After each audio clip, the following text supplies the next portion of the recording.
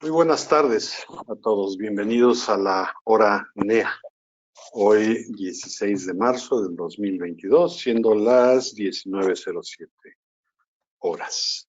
Les quiero pedir a todos los asistentes que desactiven micrófonos y cámaras para que nuestra grabación sea más nítida. Recordarles que esta grabación se sube a nuestro canal YouTube, donde queda a disposición suya y de sus amigos, de sus familiares, para poder repasar el contenido de nuestras reuniones. Hoy es un día importante porque vamos a hablar de qué está pasando desde el punto de vista económico, de las perspectivas, si es que podemos llamarles así, económicas, que se están dando en el mundo, en nuestro país, derivado de esta invasión histórica, trascendente de Rusia a Ucrania. Y esperamos que con la información que el día de hoy recibamos, pues tengamos un criterio mucho más sólido, más cimentado, tanto para dar opinión como pues para saber cómo cuidar nuestra propia economía. Antes de eso, quisiera hacer un pequeño corte comercial para anunciar la campaña Invita a un amigo. Estamos abiertos a recibir nuevos miembros en NEA y me da mucho gusto informar que nuestro ponente de hoy, Alexis Milo Caraza, ya es miembro NEA, recién ingreso, fresquecito de las últimas 24, máximo 48 horas que fue aprobada su membresía. Y esto resulta de la invitación de Óscar Becerril y de Armando Duricumbo, que pues tomaron en serio esta campaña de Invita a un amigo. Les invitamos a que un solo amigo lo acerquen a NEA, le platiquen de los valores, de la visión de nuestra organización, y en menos de lo que pensamos estaremos prácticamente duplicando nuestro tamaño, que eso es importante. Para quienes hemos tenido experiencia en otras asociaciones, también el número de miembros se vuelve un factor crítico de éxito, pues porque no solo por la economía que se genera con una membresía amplia, sustanciosa, sino también por la cantidad de interacciones que se logran con otras personas, con otras entidades, con otras instituciones, y se genera economía. Inviten a un amigo. Y lo único que tienen que hacer es acercarlo a Rodrigo, a mí, o a Armando Novicumbo, o a Armando Merlo, y nosotros nos encargamos de todo lo demás. Sin más, quiero presentarles a nuestro amigo, miembro NEA de reciente ingreso y ponente de esta noche. Él es Alexis Milo Caraza. Actualmente es socio fundador de Teleconomics. ¿Te quieres poner en escena? Ahí estás ya, ¿verdad, Alexis? ¿Me escuchas bien? Sí, Jesús, te escucho bien. Perfecto. Algo que tú ya sabes es que NEA promueve el emprendimiento y la verdad nos da mucho gusto que hayas roto las cadenas que te tenían preso con instituciones, ¿no? Y que no te daban esta libertad de la que hoy gozas, con otros retos, pero me alegra mucho saber que estás emprendiendo a través de tu firma especializada en economía, en finanzas y en telecomunicaciones. Y estoy haciendo un anuncio oficial de Teleconomics para empezar a difundir ese nombre y para empezar a atraer leads y oportunidades para tu firma, estimadísimo Alexis. Veo particularmente la especialidad en telecomunicaciones, que esa tiene que ver pues por todo ese tiempo que pasaste ahí en la Cofetel, ¿verdad? ¿Te tocó el tiempo de Moni de Swan, amigo mío? ¿Estuviste con él? Sí, Supongo que sí. sí, me tocó con él, fuimos compañeros comisionados en ese tiempo. Fíjate, en un tiempo bollante, donde había mil y una oportunidades. Pues sí, sí, con muchos retos y con muchas cosas que luego vino a solucionar la reforma en telecomunicaciones. Sobre todo me permitió pues un poco salirme y abrir más espacio ahí para gente que pudiera proponer cosas nuevas, ¿no? Exactamente. Bueno, tú fuiste economista en jefe y director de análisis en HSBC México. Y es justo antes de unirte al banco cuando fuiste comisionado en la COFETEL, puesto para el que fuiste designado por el mismísimo presidente de la República en el 2011. También estuviste en sector público como coordinador de asesores del presidente de la República. ¿Todo esto es con qué presidente? Con Calderón. Con Calderón, como director de deuda pública y director de política fiscal. Estas dos últimas en la Secretaría de Hacienda y Crédito Público. Y anteriormente fuiste investigador económico en Banco de México. Supongo que ahí es donde fortaleciste tu amistad con Jonathan Heath y con Federico Rubli, ¿no? Con Jonathan no coincidí en el Banco de México, pero con Federico sí. Ya. Tú eres itamita. La verdad, aquí respetamos a los itamitas como y más en la carrera de economía. Obtuviste una mención honorífica ahí y también tienes una maestría y un doctorado en esta misma disciplina económica por la Universidad de Yale. Has impartido cátedra en economía, en finanzas internacionales, en regulación de telecomunicaciones en el ITAM, en el CIDE y en el Colegio de México. Así que con esta breve pero sustanciosa semblanza, y bueno, Alexis, te presento con la comunidad NEA para que nos compartas tu tema.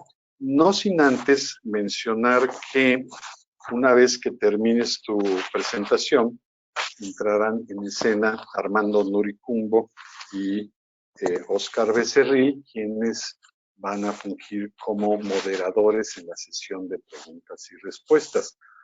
Por esta misma razón, invito a todos los asistentes a que canalicen sus comentarios, sus preguntas a través del chat de la aplicación GoToMeeting. De ahí las vamos a ir tomando y vamos a generar pues, esta sesión de preguntas y respuestas hacia el final de la reunión. Y como en otras ocasiones nos sucede, se pone interesante el tema, la ponencia pues, conlleva mucha y muy buena información, pues es posible que nos pasemos de las 8 de la noche, ¿no? Y nos acerquemos más allá a las 8:15, 8:30. No hay problema, estamos aquí listos para seguirte escuchando. Así que, sin más, estimado Alexis, bienvenido. Gracias por darnos tu tiempo. Gracias por ser miembro NEA. Y te dejo el micrófono para que iniciemos con tu presentación. Buenas noches. Muchas gracias, Jesús, por la presentación. Muchas gracias a Oscar, a Rodrigo y a Armando por la invitación a ser parte de este grupo de amigos. Para mí es un privilegio poder estar con ustedes, platicarles cómo vemos a la economía para este año y el año que viene. Y bueno, un gusto y un privilegio poder ser parte de este grupo de amigos.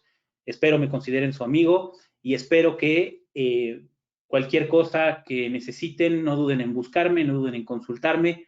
Para eso estoy y lo hago con todo gusto. En particular, estoy muy agradecido por haberme invitado a dar esta plática el día de hoy y bueno, presentarles un poco cómo vemos las cosas. Yo quiero empezar con un par de aclaraciones sobre la presentación. En primer lugar, es una presentación un poco más larga de lo que a mí me gusta, de lo que me gustaría, pero es que están sucediendo muchas cosas, ¿sí? Están sucediendo muchas cosas fuera de México, están sucediendo muchas cosas en México, y creo que bien vale la pena dedicar una buena sección al entorno global que estamos viviendo y que va a explicar muchas cosas. Entonces, una presentación un poco larga, pero obviamente se van a quedar con ella, la van a poder ver con calma, pero sin embargo, si en algún momento voy un poco rápido para aprovechar el tiempo que me dieron, no duden en detenerme. Los economistas tenemos una fama muy bien ganada de hacer complicado lo que debería ser sencillo, y si en un momento dado no soy claro, les pido que por favor me interrumpan. Y la segunda aclaración que quería hacer es la siguiente. Con todo lo que está pasando, tanto por la pandemia, que realmente pues vamos de salida, pero sigue siendo un tema, como más recientemente por los problemas de la invasión de Rusia, Ucrania y todos los cambios que esto ha traído, todo ha cambiado mucho, día con día. Es decir, el panorama, muchas cosas, muchos pronósticos de lo que les voy a presentar han cambiado en los últimos días y semanas. Y hoy en particular es un día muy importante por dos razones.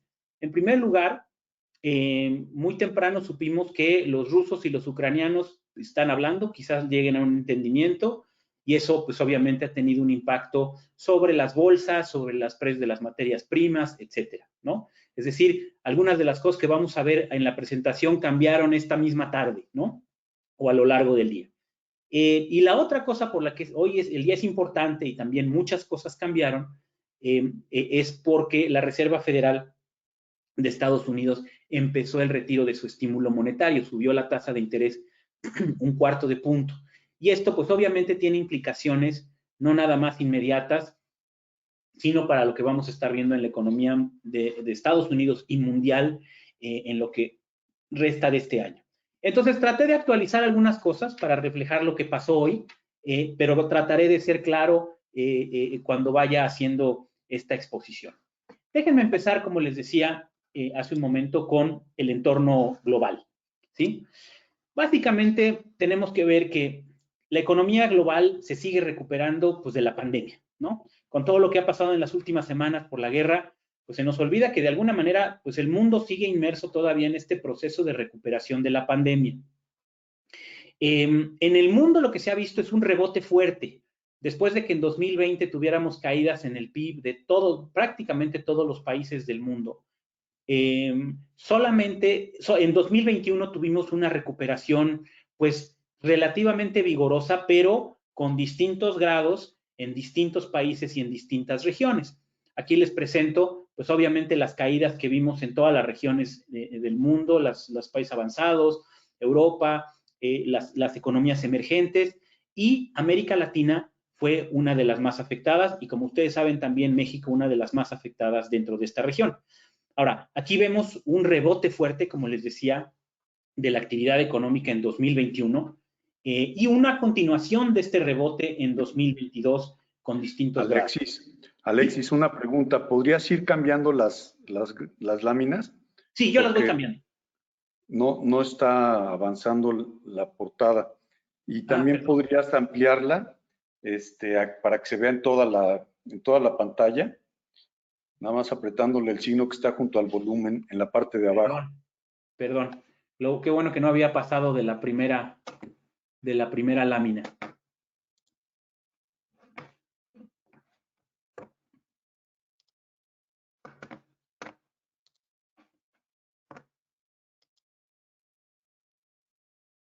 Gracias, Jesús. ¿Ahora sí se ve? Se ve perfecto. Ahora sí.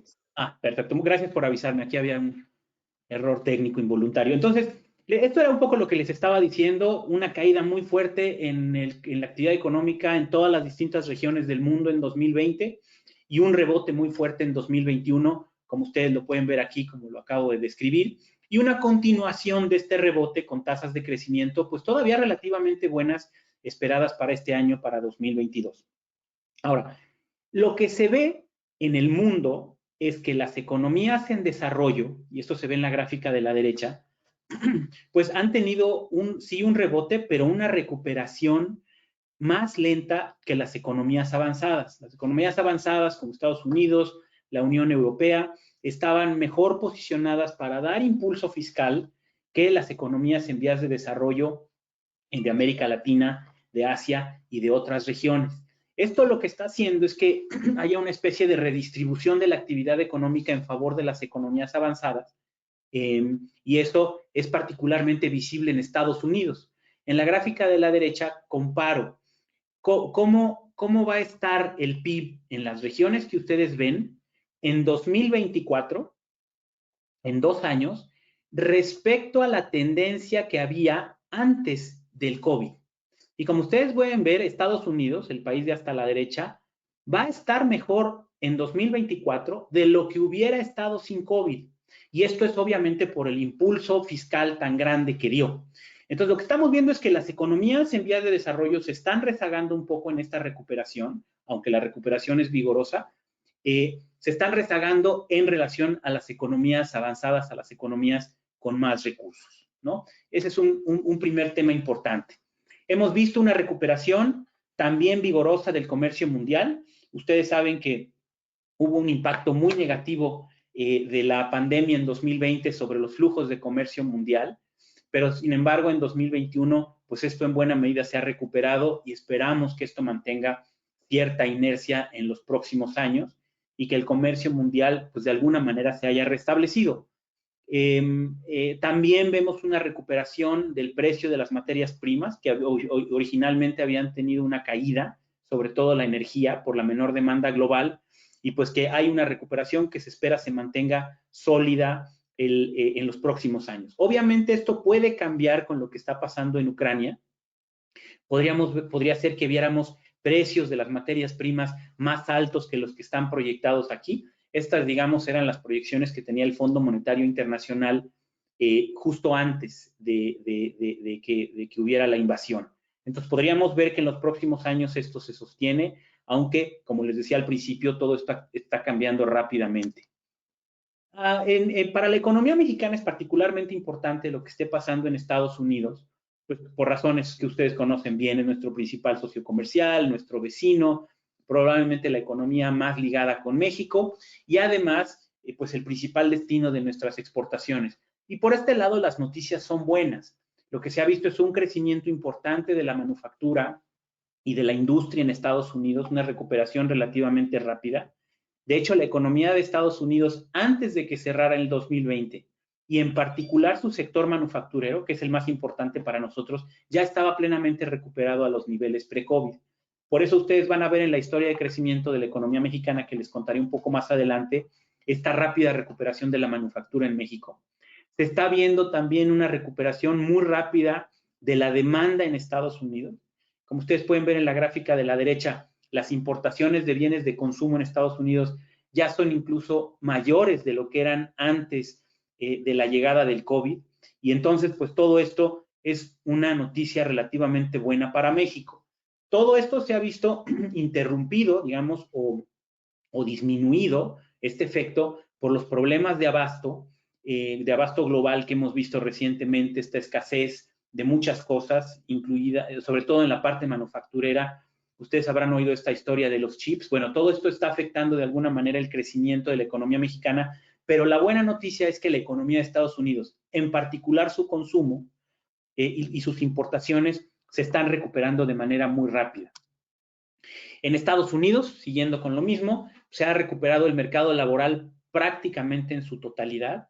De hecho, la tasa de desempleo en Estados Unidos ya está en los niveles previos al COVID. Esto es una buena noticia. El empleo en sí no se ha recuperado del todo. Todavía traen un déficit de 3,5 millones de empleos los americanos, pero simple y sencillamente porque su impulso fiscal fue tan fuerte que pues mucha gente simplemente dejó de trabajar. Mucha gente volvió a la escuela, dejó sus empleos o decidió quedarse viviendo de lo que le daba el gobierno. Para darles una idea, el 70% de la gente que recibía un apoyo del gobierno en Estados Unidos durante la pandemia, el 70% recibía más de lo que ganaba cuando estaba empleado. Entonces, muchos americanos decidieron quedarse fuera sin un empleo, y esto lo hemos visto sobre todo por este persistente déficit de empleos. Pero esto no quiere decir que la economía de Estados Unidos no se esté recuperando de manera importante, como ustedes pueden ver, o como vieron en las gráficas anteriores y pueden ver aquí. y este rezago del mercado laboral es por ciertas distorsiones que introdujo el fuerte estímulo fiscal en ese país. Entonces, este es otro tema que viene recuperándose bien en Estados Unidos, el mercado laboral, ¿no?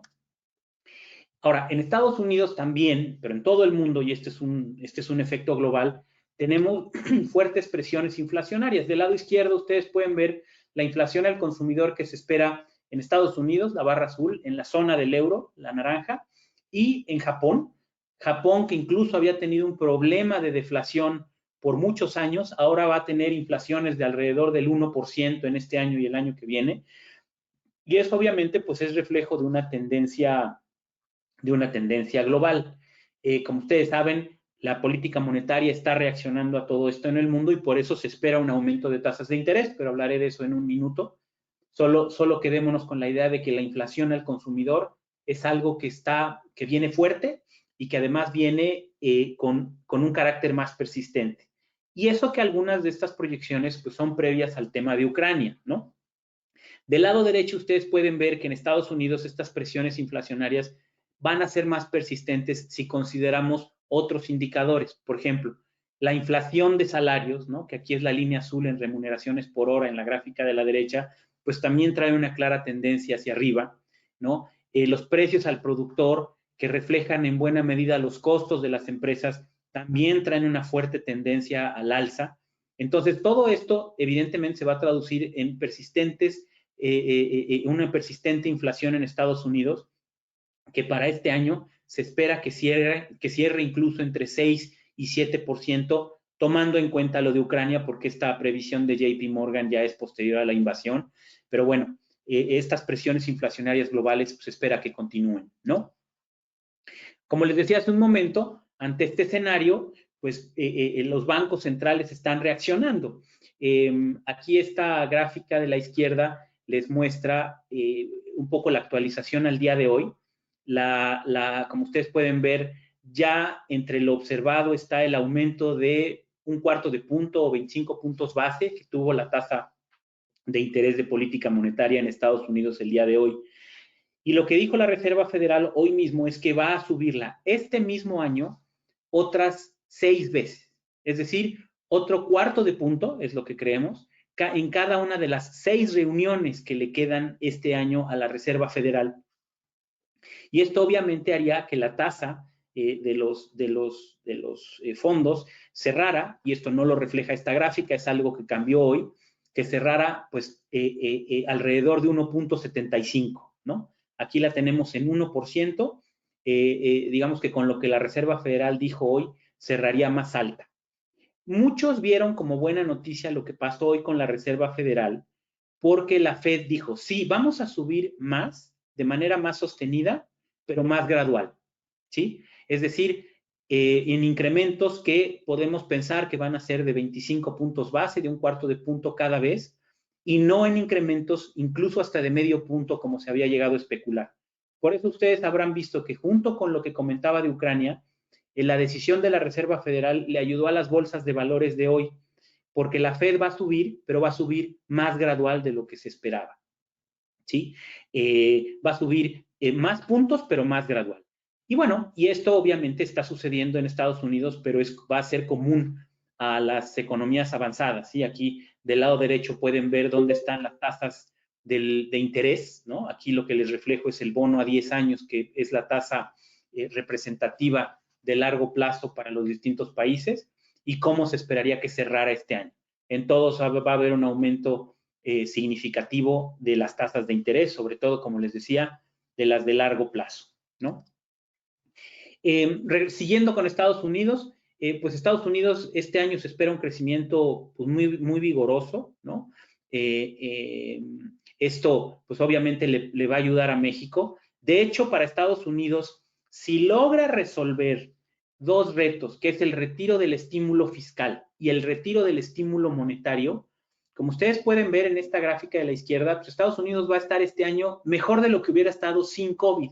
Es decir, esta famosa diferencia o brecha del producto respecto a la proyección pre-COVID muestra que en 2022 el PIB de Estados Unidos podría ser mayor a lo que hubiera sido sin COVID, si todo sale bien. Es decir, si a la hora de retirar el impulso fiscal y retirar el impulso monetario, ¿no?, de lo cual vimos ya al principio hoy, no se crea un desorden o no se le da un freno a la economía que pudiera tener un efecto negativo.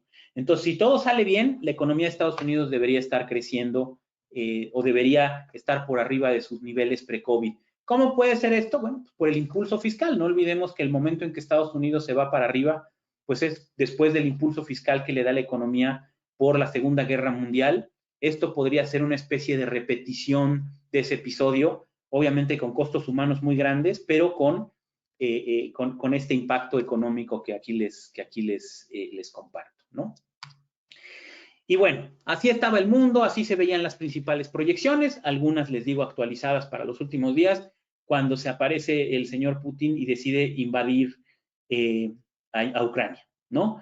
Esto obviamente sucedió con un alto grado de sorpresa. Muchos no esperaban, incluso muchos analistas muy connotados creían que la probabilidad de que Rusia invadiera a Ucrania eran mínimas.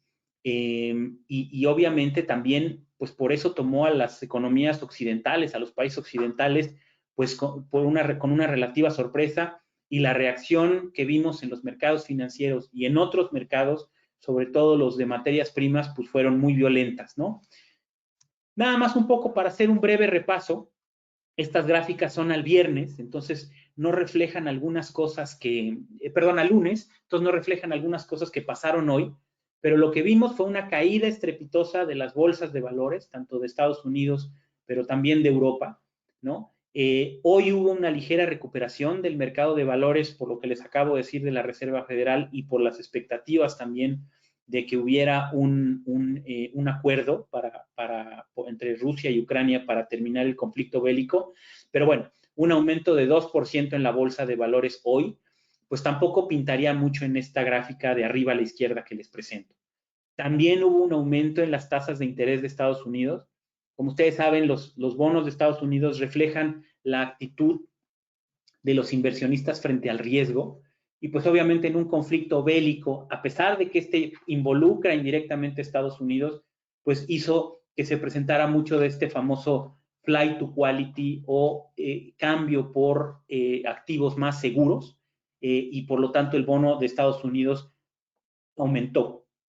Luego hubo una ligera reducción, de hecho hoy hubo una ligera reducción, precisamente ante la posibilidad de que haya una solución al problema, ¿no? Como parte de lo mismo, se fortaleció el dólar y se debilitó el euro. Esto, pues, obviamente, pues, refleja irse a los activos más seguros de Estados Unidos y los problemas que pudieran presentarse o extenderse para Europa. Pero bueno, en este contexto, lo que vimos fue una alta volatilidad, digamos, no vista desde, la gráfica de abajo a la derecha no lo cubre, pero no vista desde los problemas o la crisis que tuvimos en 2009-2010. Quizá el impacto más fuerte fue sobre los precios, además de las bolsas y las tasas de interés, fue sobre los precios de las materias primas. Aquí les presento pues una amplia gama de materias primas, el petróleo, que es la materia prima por excelencia, pero también los metales. Lo vimos en los granos básicos, aquí les presento algunos ejemplos, y también en los metales preciosos como el oro y la plata, ¿no? En donde obviamente esto representa también una especie de ahorro en ciertos bienes con valor intrínseco, pero bueno, vimos todo esto. Como les decía, el día de hoy se regresaron un poco estas cosas. El petróleo, por ejemplo, que llegó a estar arriba de $120 por barril, como ustedes pueden ver en la gráfica, hoy regresó a niveles de alrededor de 95, por debajo de 100, una disminución de aproximadamente el 20% en el precio del petróleo. Pero bueno, es muy pronto para saber si esto es una reducción sostenida o no, porque depende o va a depender mucho de lo que suceda con el conflicto, pero los prospectos han sido relativamente buenos. También, por ejemplo, pues hay que ver cuál es el grado de exposición del mundo a Rusia y el grado de exposición de Rusia al mundo. Básicamente, y esto lo pueden ver con detalle y con más calma cuando le echen un vistazo a la presentación, pero básicamente lo que podemos ver es que Rusia exporta sobre todo energía, sobre todo minerales, ¿no? Que incluyen obviamente petróleo y otros hidrocarburos, pero también metales. Exporta también productos químicos, mucho menos obviamente una parte de esto procesado, y esas son sus principales exportaciones, y son sobre todo a Europa, a China, pero también una parte muy importante a Europa, sobre todo a Holanda. Entonces, aquí es un tema de exportaciones a Europa y a China, sobre todo de energía por parte de Rusia, y esto obviamente es qué tan expuesto está el mundo a Rusia y a un empeoramiento del conflicto y a que Rusia dejara de exportar. Ahora, ¿cuál es la exposición de Rusia al resto del mundo? Rusia importa sobre todo tecnología, sobre todo maquinaria, y digamos, en segundo lugar, muy relacionado con esto, vehículos, equipo de transporte, y esto, pues obviamente es una parte, es una exposición importante, ¿no? Por eso es que las economías, o como parte del bloqueo, toda esta transferencia de tecnología y de maquinaria a Rusia, pues ha sido una parte muy importante del embargo, de las sanciones, ¿no? Y también importa algunos productos químicos que le sirven sobre todo como precursores para hacer otros productos y reexportarlos. Esto está íntimamente relacionado. Entonces, sí, Rusia también tiene mucho que perder, pero quizá menos que el resto del mundo, porque mucho de lo que importa es para inversión de capital, ¿no? Es por eso que muchos creían que la exposición del mundo a Rusia era mayor que la exposición de Rusia al mundo, y que por eso pues Rusia iba a atreverse a un conflicto bélico sin que hubiera grandes sanciones, pero bueno, a pesar de todo esto, las sanciones han sido muy importantes. Entonces, nada más para hacer una recapitulación del tema de Ucrania, ¿qué podemos esperar que pase o que se derive de esto? Obviamente todo esto depende de la duración del conflicto y de qué tanto se profundicen las sanciones, pero podemos anticipar o aventurar cuatro impactos importantes de aislar a la 11ª economía más grande del mundo. La primera es una mayor inflación global por el mayor precio de las materias primas. Esto es algo que vamos a ver incluso desde los datos de inflación de marzo para todos los países del mundo. México no va a ser la excepción. Vamos a ver un menor crecimiento, principalmente en Europa, pero también global, porque se reducen los flujos comerciales, ¿no? Después de que hay un conflicto de este tipo, las regiones tienden como a encapsularse, ¿no? Y a Asia a tener más comercio con Asia, Europa con Europa, y en este caso, pues nosotros con el resto de Norteamérica, ¿no? Esto, pues obviamente se traduce en menor comercio, menor crecimiento, y obviamente los mayores costos de las materias primas son un freno adicional. Y obviamente una mayor volatilidad financiera, como precisamente ya lo vimos en los primeros indicadores. Entonces, mayor inflación, menor crecimiento, menor comercio y mayor volatilidad financiera, les diría que es lo que nos va a dejar, por lo menos este año, la guerra en Ucrania, ¿no? Ahora, ¿cuáles son los principales riesgos globales para este año?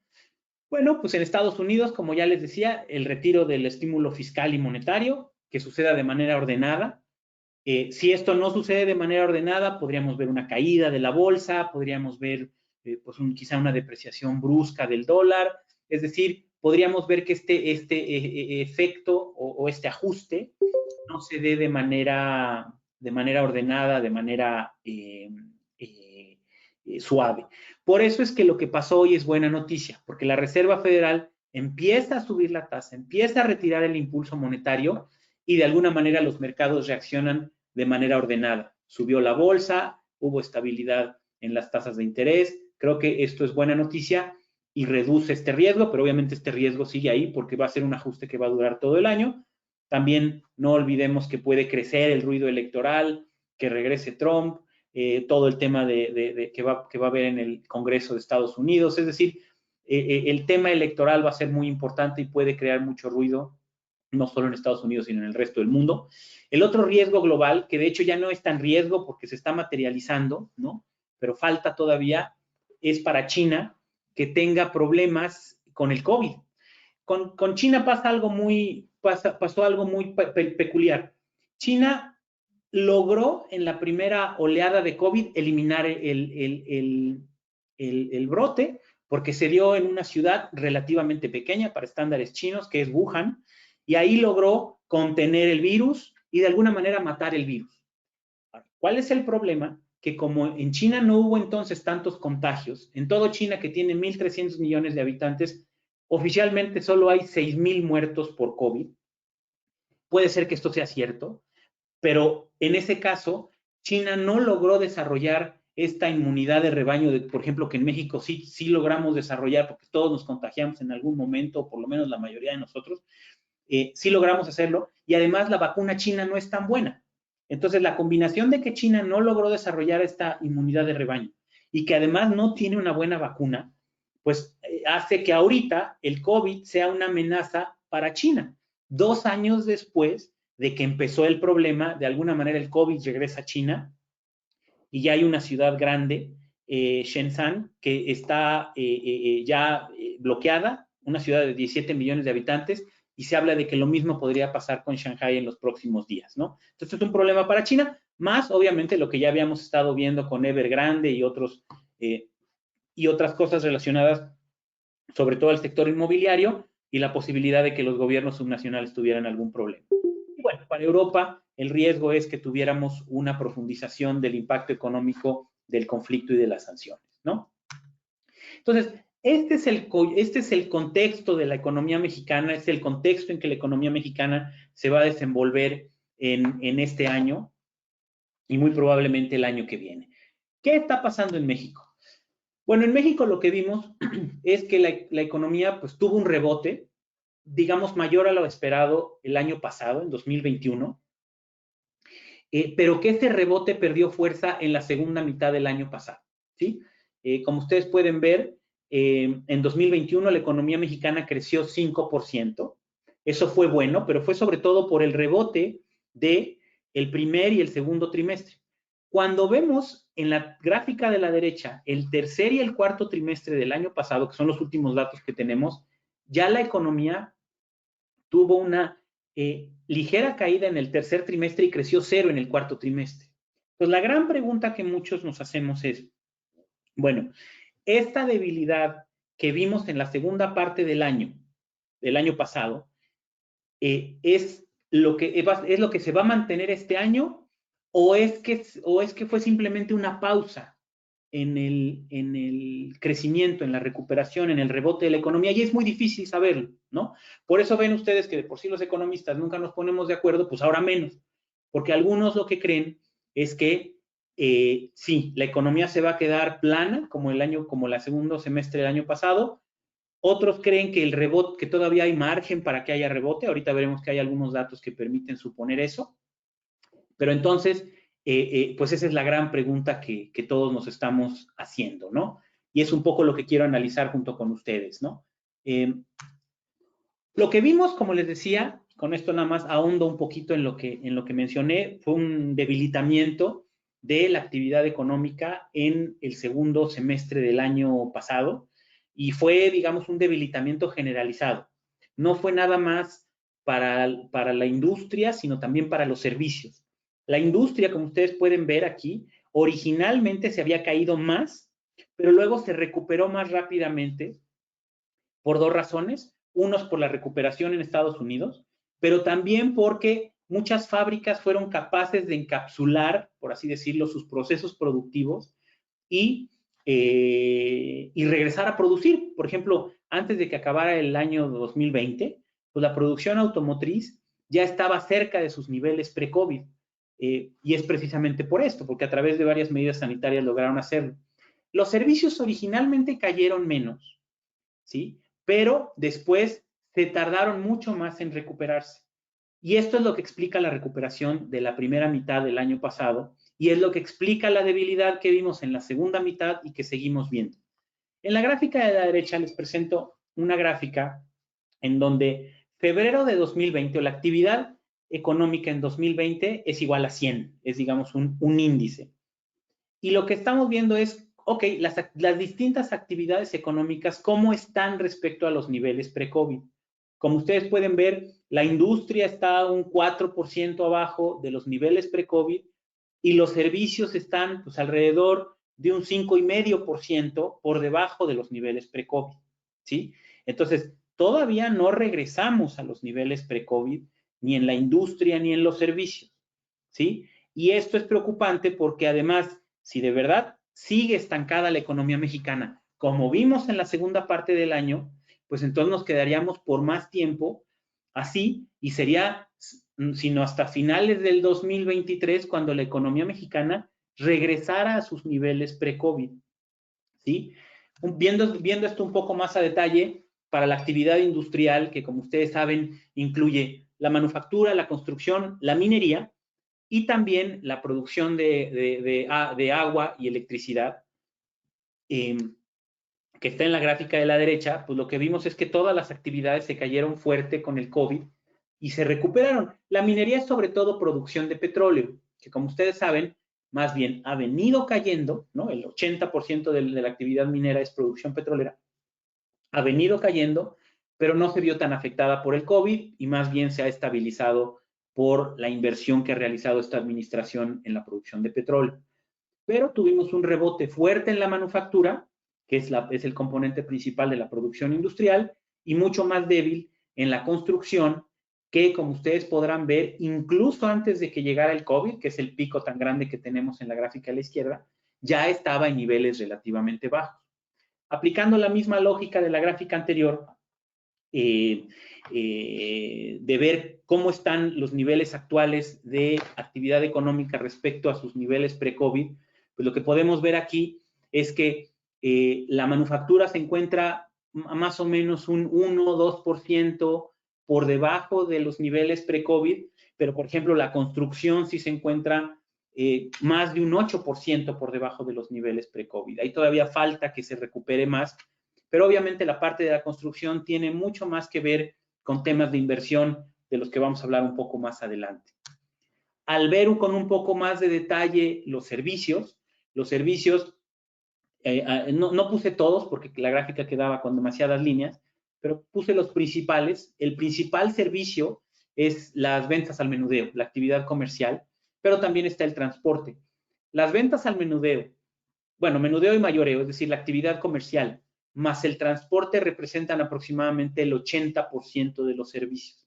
Como ustedes pueden ver aquí, pues todos los servicios se cayeron, pero se cayeron más aquellos que dependían más de la interacción humana, ¿no? Obviamente, lo pueden ver del lado derecho, cosas como los restaurantes, la recreación, fueron las más afectadas y fueron las que han tenido la recuperación más lenta. Por ejemplo, los restaurantes, pues aunque veamos que los restaurantes están llenos, pues están más o menos 20% abajo de sus niveles pre-COVID, ¿no? La recreación está aproximadamente un 15%, 14% por debajo de sus niveles pre-COVID. Es decir, hemos visto una recuperación relativamente lenta de los servicios.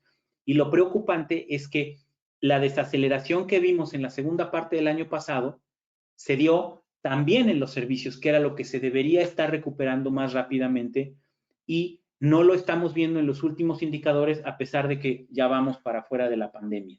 Esto haría pensar que quizá haya un problema de crecimiento más estructural. Eso estará por verse.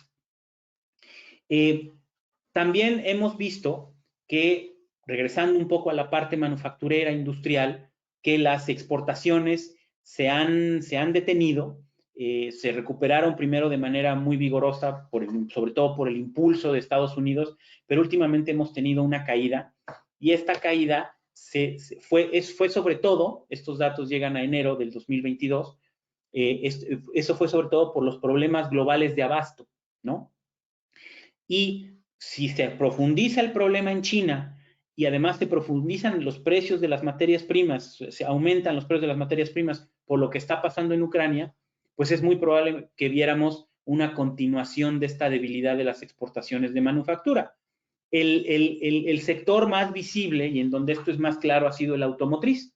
Del lado derecho les presento la producción y las exportaciones de autos, un poco para evitar temas de estacionalidad y volatilidad. En cada mes les presento los millones de unidades de los últimos 12 meses, y como ustedes pueden ver, pues la producción se ha reducido de manera muy importante, y también las exportaciones, por lo tanto, ¿no? y esto pues obviamente se debe a un problema de abasto de suministro. Y como les decía, si los temas en China se profundizan y volvemos a estos problemas de abasto, pues entonces el riesgo aquí es que veamos que en general el sector manufacturero y en particular el sector automotriz, pues mantienen un desempeño muy débil, ¿no? Por el lado de los servicios, ¿no? Pues las ventas no se han recuperado, como ustedes pueden ver, se recuperaron muy fuerte después del COVID, sobre todo las ventas al menudeo de bienes duraderos, ¿no? La gente con la epidemia dejó de ir o sea, siguió yendo a los supermercados, pero dejó de ir a los almacenes, tiendas departamentales, a comprar cosas duraderas como ropa, zapatos, etcétera. Se concentró en la compra de bienes de uso diario.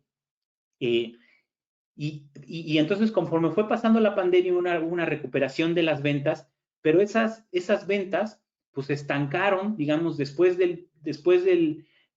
durante el segundo trimestre del año pasado, y así se quedaron.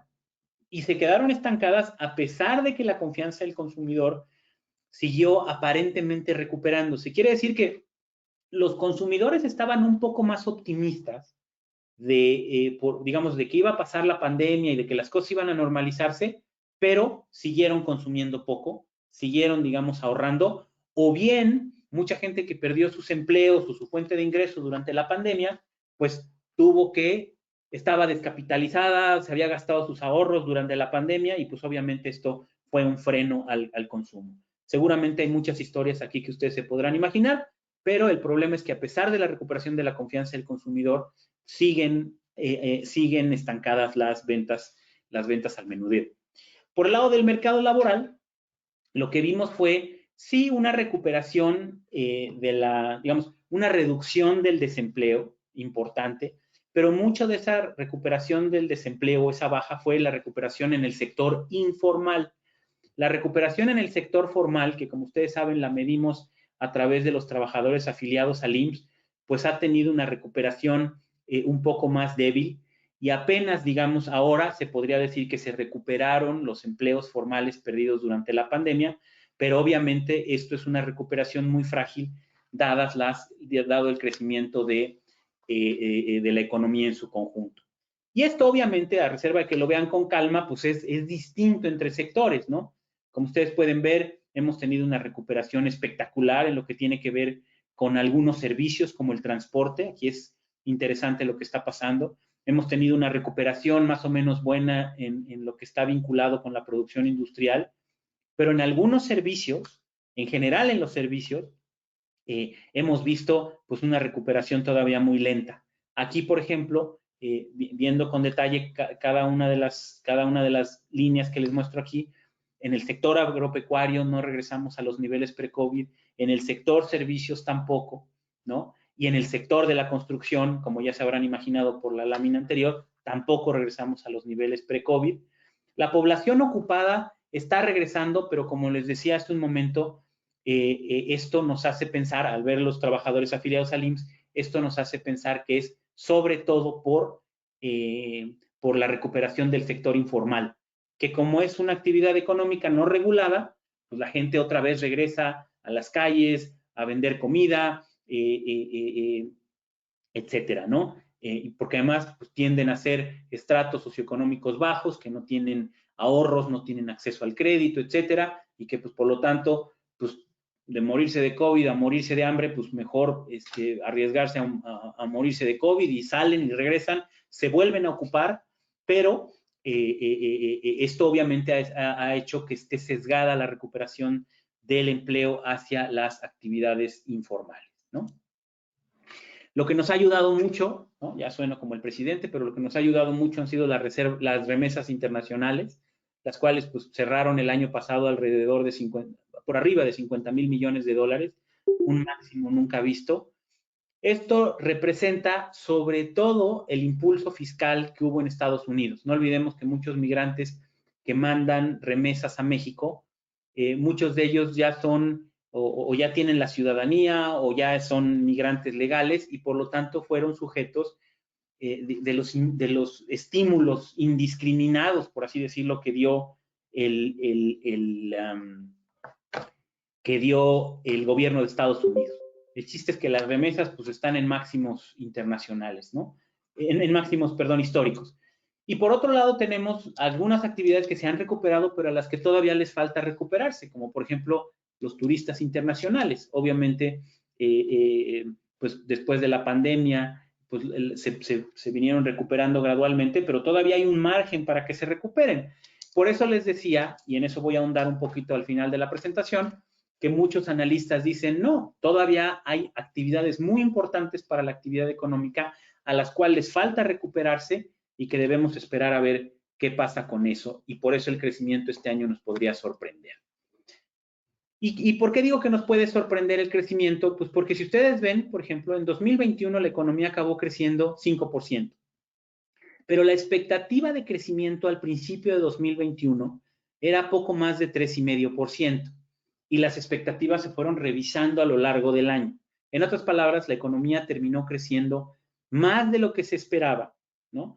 Y pues, ¿por qué no podría suceder lo mismo en 2022? ¿Sí? Y aquí les digo, por eso es que hay dos puntos de vista contrastantes, ¿no? Y que son, la economía se puso en pausa en el segundo semestre del año pasado y se va a seguir recuperando en 2022, o lo mismo que vimos en el segundo semestre del año pasado, lo vamos a ver este año.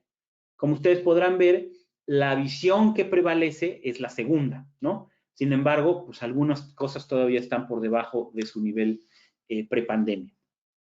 El otro tema importante que tenemos aquí en México, y esto está actualizado al cierre de febrero, es la inflación. La inflación está muy alta, cerró, el último dato que tenemos es 7,28% para la inflación general. Esta es la inflación más alta vista en mucho tiempo.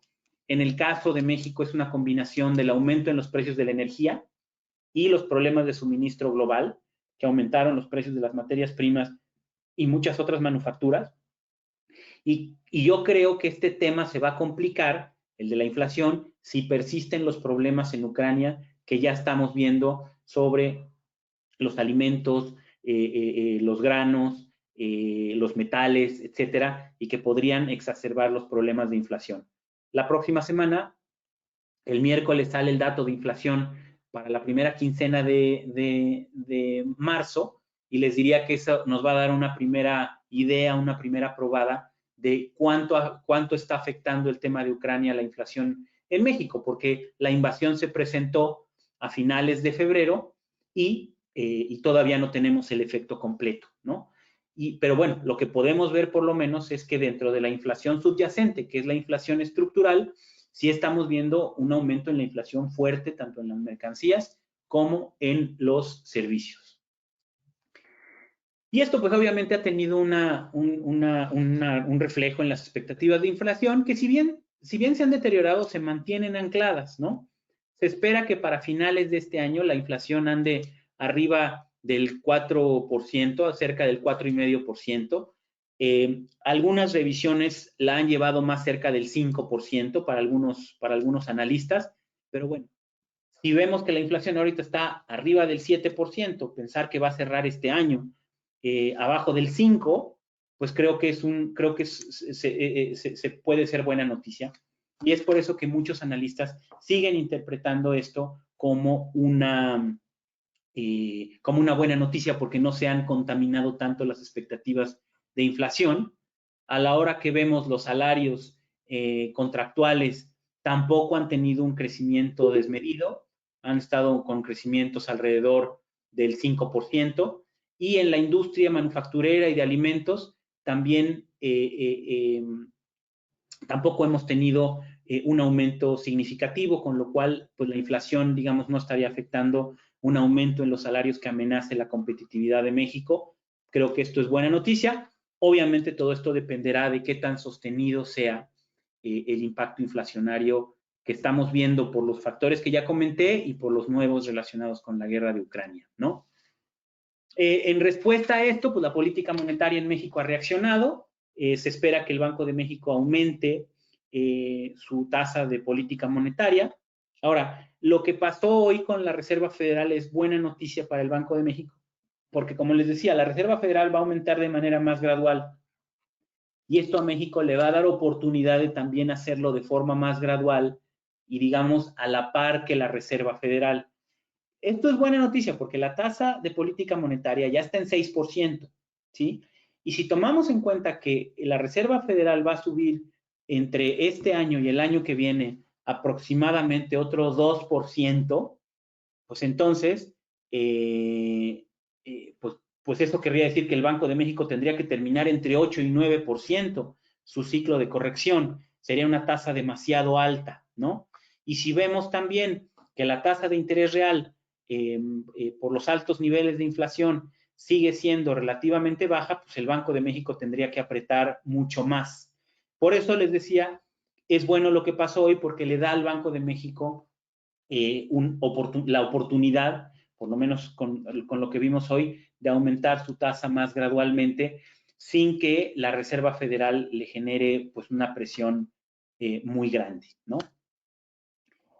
Respecto a la parte de finanzas públicas, miren, lo que yo les podría decir es que sí ha habido un deterioro, pero si algo hay que reconocer a la administración actual, pues es que ha mantenido cierto equilibrio en finanzas públicas, es decir, no ha habido un balance, un déficit público significativo. El balance primario, que es el balance público que excluye el costo financiero de la deuda, ha estado bien, habíamos tenido superávit, para este año se espera que esté balanceado, y esto ha tenido, por lo tanto, un impacto moderado sobre la deuda pública, ¿sí? Casi todo el aumento en la deuda pública, por lo menos hasta ahora, se ha explicado por la caída del PIB, es decir, la medición de la deuda pública como porcentaje del PIB se ha explicado porque cae el denominador, no tanto porque suba el numerador, que es la deuda pública. Entonces, este aumento ha sido bastante, digamos, moderado, sobre todo si lo comparamos con otros países, que es lo que tenemos del lado derecho. Del lado derecho les muestro cómo estaba la deuda pública en 2019 y cómo estaba la deuda pública al cierre del año pasado, 2021. El aumento en México fue moderado y además los niveles resultantes son relativamente moderados, ¿no? Por eso es que muchas veces no entendemos que, oye, si todo lo que está pasando en México con la 4T y lo que está sucediendo, ¿por qué no hemos visto una reacción más negativa de los inversionistas extranjeros, de los que compran bonos mexicanos? Bueno, sí ha caído la demanda, pero no ha caído tanto porque en términos de finanzas públicas, pues México no se ve mal, sobre todo en este mundo en donde todo mundo se endeudó. Como ustedes probablemente saben, en México el impulso fiscal que hubo el impulso fiscal que hubo por el tema del COVID, pues fue muy limitado y bueno, lo único bueno que eso tuvo fue un balance en finanzas públicas, un aumento ligero en la deuda, y eso pues creo que tiene por lo menos un lado bueno. Obviamente un costo económico y de quiebra de empresas y de apoyo a muchas actividades económicas muy malo, pero bueno, por lo menos por el lado de finanzas públicas hace que los números en México se vean bien. Hemos tenido también mucha volatilidad en el tipo de cambio. Después de lo de Ucrania tuvimos una depreciación del tipo de cambio que otra vez lo llevó a niveles alrededor de 21.50, pero con lo que pasó hoy se recuperó un poco. Entonces el tipo de cambio, digamos, se ha mantenido más o menos ordenado. Digo ordenado porque se ha mantenido más o menos estable alrededor de una tendencia de 20 pesos, entre 20 y 21, perdón, entre 20.50 y 21, ¿no? Estos pues son niveles moderados, pero lo que sí hemos visto es una alta volatilidad y también pues llama la atención que las tasas de interés en México han aumentado pues relativamente poco en un contexto de tanta volatilidad, donde todos los bancos centrales o están o van a empezar a apretar su política monetaria, incluido el Banco de México, y que además las tasas de interés en Estados Unidos sobre todo ya están subiendo.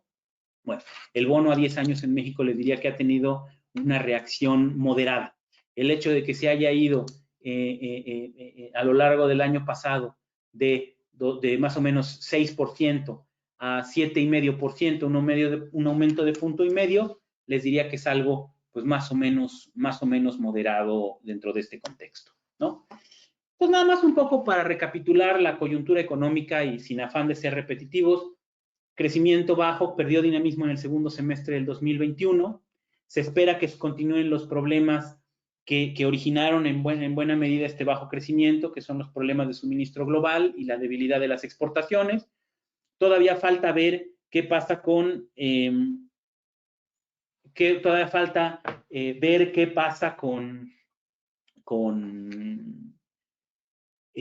sector servicios, ¿no?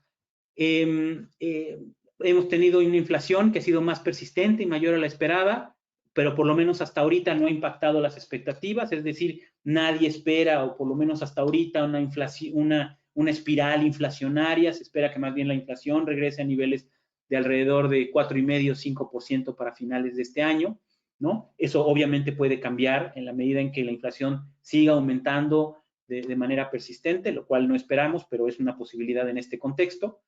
Esto le va a permitir al Banco de México continuar con el ajuste gradual de la política monetaria, y lo que sucedió hoy con la Fed también es probable que ayude, ¿sí? Y se espera que el gobierno mantenga cierto equilibrio en finanzas públicas, en la medida en que muchos programas de esta administración pues no han funcionado bien, pues el gobierno no ha gastado tanto, ¿no? Incluso muchos de los proyectos insignia de esta administración, digamos que jalaron recursos o siguen jalando recursos a un ritmo más o menos limitado. Entonces, pues esto probablemente tenga un lado malo en términos de crecimiento, en términos de desperdicio de recursos, pero por lo menos las finanzas públicas se han mantenido y se espera que se mantengan bien. Y pues todo esto, es decir, finanzas públicas más o menos en orden y una inflación que viene de regreso, pues ha mantenido estabilidad cambiaria y financiera, y esperemos pues que esas sean las condiciones que se mantengan por lo que resta de este año. Y ya un poco para cerrar mi presentación y no excederme tanto del tiempo, solo me gustaría compartirles algunas reflexiones sobre la economía mexicana para el mediano plazo. Todos nos estamos preguntando, bueno, está bien, este año sabemos que el año pasado fue un desastre, sabemos que este año está complicado, con los ajustes, con la guerra en Ucrania, etcétera. Sin embargo, pensando un poco más de qué viene para los próximos años, con la administración del presidente López Obrador, con el contexto global, con las tendencias que ya veníamos viendo para la economía mexicana, ¿qué podemos esperar, no? Y estas son algunas reflexiones que quiero dejar sobre la mesa aprovechando los últimos minutos. Bueno, en primer lugar, tenemos un estancamiento de la economía mexicana, un estancamiento que no empezó, obviamente estos problemas no empezaron con el COVID. De alguna manera, desde 2017, 2018, se vio un estancamiento importante de la economía mexicana, medida probablemente por su indicador más importante, que es el PIB por habitante. Y como ustedes pueden ver, porque la población sigue creciendo, pues el PIB por habitante, que cayó mucho con el COVID, no va a regresar, por lo menos probablemente en esta década, a los niveles que tenía antes del COVID. Esto es muy preocupante. Y esto se da, obviamente, pues por el descalabro del COVID, pero también porque algunos determinantes del crecimiento de largo plazo, pues son bastante preocupantes. Del lado derecho ustedes pueden ver la inversión pública y privada como porcentaje del PIB, pues que anda alrededor del 18%. Una economía que invierte solo el 18%, sobre todo si es una economía en desarrollo, pues no va a crecer. Para darles una idea, este número en Estados Unidos anda alrededor del 20–21%, a pesar de que es una economía desarrollada. Y en economías en vías de desarrollo como las asiáticas, es un cociente que anda cercano al 30–35%. Entonces, la inversión es un problema no nada más porque reduce la actividad económica en el momento, sino que además reduce el crecimiento potencial de la economía mexicana. Hay algunos datos que pueden ser engañosos. La inversión extranjera directa se ha mantenido para gusto de algunos más o menos bien, pero cuando vemos el detalle no es dinero nuevo, es simplemente reinversión de utilidades por parte de algunas empresas que ya tienen presencia en México. Dicho de otra forma, no es dinero nuevo. Entonces vamos a ver que la inversión extranjera directa se mantiene alrededor de los 25 mil millones de dólares que típicamente vemos cada año, pero esto quiere decir que es reinversión de utilidades, depreciación de activos físicos, no necesariamente dinero nuevo. Y esto pues es compatible con lo que estamos viendo por parte de las variables financieras. Del lado derecho les presento la tenencia de valores gubernamentales por parte de extranjeros. Como ustedes pueden ver, en los bonos, que son los instrumentos de largo plazo, los extranjeros llegaron a tener el 60-65% del total en circulación, y pues eso ha caído a niveles cercanos al 40%, ¿no? Y por otro lado, cuando consideramos también los CETES y otros valores gubernamentales de más corto plazo, pues la caída también se ve. Es decir, si ha habido ya o se puede hablar de una fuga de capitales de México. Creo que no hay que ser dramáticos. Mucho de esto se explica también por el aumento en las tasas de interés en Estados Unidos, pero de que definitivamente tenemos una salida de capitales en México, pues está ahí, y creo que esto debería ser preocupante, sobre todo porque quizá una parte de esto sí se explica por factores internos, ¿no? Ahora, hemos visto una disociación, y no soy analista político, ni mucho menos, ni sé de eso, pero lo que sí hemos visto es que en otros sexenios lo que teníamos era una correlación entre el desempeño de la economía y la aprobación del gobierno, en este caso del presidente, pero lo que hemos visto en esta administración es inédito. Vimos una de las peores crisis económicas en la historia reciente, y sin embargo, pues la aprobación del presidente sigue relativamente alta. Esto lo que nos hace pensar es que, a menos que haya algún cambio importante hacia adelante, pues esto no va a generar ningún incentivo hacia, digamos, al gobierno a cambiar la dirección de su política económica, ¿no?